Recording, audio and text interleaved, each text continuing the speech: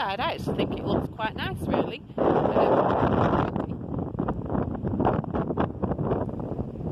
Definitely not a particularly ugly car. Yeah, I think it looks quite nice, really. We've taken the MG3 for a test drive, literally just around the corner from the garage, parked ourselves up in Tesco, just started to have a little bit of a look. First impressions, I have to say, I'm actually really quite impressed with it. Really nice and spacious, lots of space in the car, front and back so far. Seats really comfy, and actually quite a nice drive. So we're going to go take it out for a bit more of a drive, go maybe on to the motorway, give it a bit of a blast, see what it's like, and then we'll start to have a proper look at the inside of the car. So the car's got a reverse parking camera, not something I've ever used before, something I was maybe a little bit unsure about. When you pop the car into reverse, straight away your screen changes so that you can see what's going on behind, and then obviously you've got these 3 stages of kind of your danger zones and what's safe. I'm going to have a little go actually once I get to a car park of properly parking it with it, see how I get on, because that's going to be something that's going to be a little bit different, a little bit interesting for me to be using. So let's have a proper look at the interior then. So we've got our dials there, as you can see, fairly basic. You've just got your rev counter and your speedo. Speedo, it's all right. It's not the best necessarily for spotting your accuracy in terms of your speed. You can see it's just kind of like little notches in between for your 20s. But yeah, it's doable when you're driving. When you turn the car on, all else that you get is it tells you that you're in neutral. It'll tell you there what gear. It has got the gear change indicator, but I have to say I'm not overly impressed with that side to it. It didn't really seem to want to tell me that I needed to change gear at any point, actually, no matter what I did. And there doesn't appear to be a trip computer anywhere, so it's not going to tell us kind of how far we've gone or how many miles we've got left on the tank. Your petrol gauge, it's a little bit of a weird one. It's just these little dash markings here, so I guess once you get used to driving it, you'll soon find out how far maybe each one takes you, or kind of, you know, what your range is on there. Maybe it has got a computer somewhere, but if it has, I don't know where. I couldn't find it. On the steering wheel, I actually quite like it. It's got a few little bits on there, so you've got your settings there for the stereo, and your mute button, and also the phone when it hooks up. I haven't actually tried to do that. It has got cruise control as well. Did have a little play with that on the motorway. That's something that I've never had before, so that was quite good and quite a nice feature for you. The mirror adjustment is dead straightforward. It's just down here, so it's a twisting L or R. That's definitely a lot easier to use than what it is in the Polo, which is a bit of an odd one. The screen that it comes with is fairly straightforward, so you've got your radio setting here. This one is all about tyre pressure, which, yeah, it's a nice feature. Not really sure how much you'd necessarily use it. I guess if you've got a flat tyre, then fine, but, you know, we've managed for years without, so I'm not really too sure how much of a feature that would be. Apple CarPlay, I haven't got an Apple phone, an iPhone, whatever they are, so don't suppose I'll be using that much, but hopefully maybe have to upgrade. I like the fact that it's got the photo and video setting as well. If I can work out how that works, I'm assuming that's all down to the iPhone.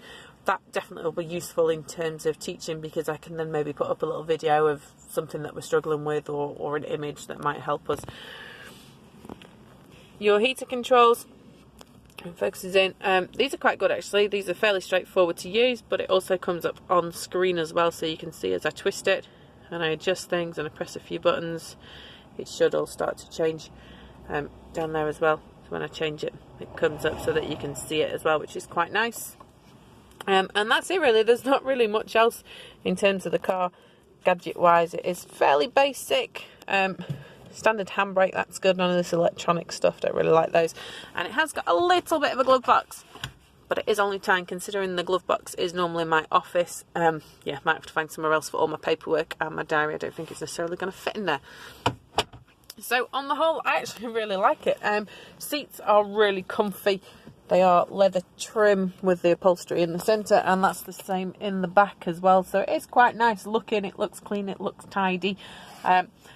Something that I quite like, but probably isn't for everyone, is actually the door trims. They're actually plastic rather than upholstery. There's the odd little bit of leather in there as well, which is a little bit different, but for me I actually quite like it, because it'll mean that I can keep the car maybe a little bit cleaner than what perhaps sometimes I do, especially when 2 kids are climbing in and out, getting footprints all over the side. So it'll be really easy to be able to wash down.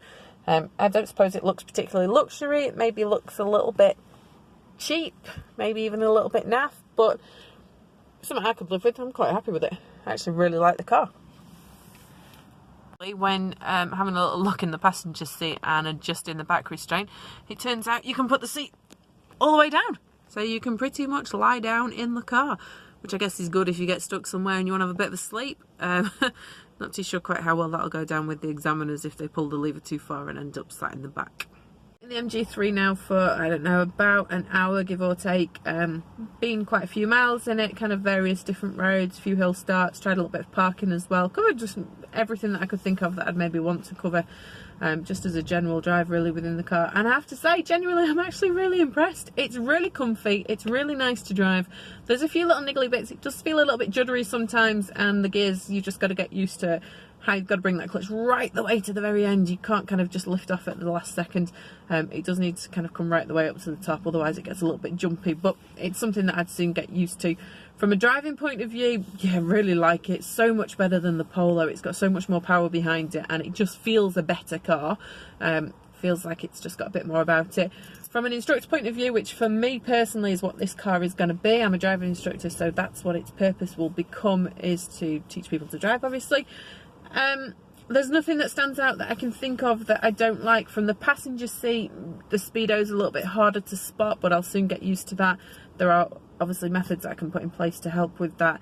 There's plenty of space. Like I say, a bit weird that the back restraint goes all the way down, so I could lie down if, you know, if I catch it too wrong, that might be a bit of an issue for examiners, but I'd have to watch that. From a family point of view as well, plenty of space in the back for my two children and their car seats, so that's really good. The Polo's struggling so much just to be able to fit everything in.